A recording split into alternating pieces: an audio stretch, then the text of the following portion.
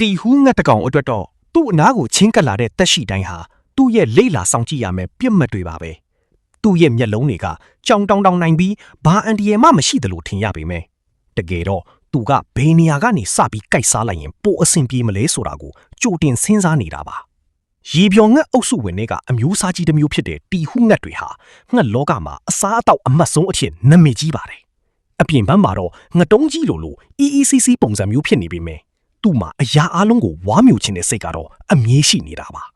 အတူချုပ်ပြောရရင်သူများတွေစားရေးတာကိုလေသူစားတယ်သူများတွေမစားရေးတာကိုလေသူကထပ်ပြီးစားကြည့်နေပါသေးတယ်ရည်စရာကောင်းတာကတော့တီဟူးငတ်တိုင်းမှာအစာတွေကိုအများကြီးတူလောင်ထားနိုင်တဲ့လေချောင်းအိတ်ကြီးတွေရှိကြပါတယ်တခါတလေဆိုရင်ငါးပိတ်တာ20လောက်အထိတောင်ဆန့်ပြီးကြီးမားတဲ့ပိုက်ကွန်အိတ်ကြီးတစ်ခုလိုပါပဲ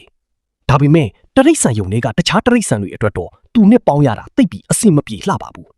အရာရာကိုအငမ်းမရဝါမျိုးတတ်တဲ့သူ့ရဲ့အကျင့်ဆိုးကြောင့်ဒီနေ့သူ့ပါဆက်ထဲကနေဘဲတငယ်ချင်းကိုပြန်ထုတ်ပေးရမလဲဆိုတာဘယ်သူမှကြိုမသိနိုင်ပါဘူးသူကတော့တရိတ်ဆန်ယုံတွေကလူမိုက်ကြီးတစ်ကောင်လိုပါပဲဒါအပြင်တီဟူးငတ်တွေကပြန်တန်းနိုင်စွာလည်းအရန်ကောင်းပါတယ်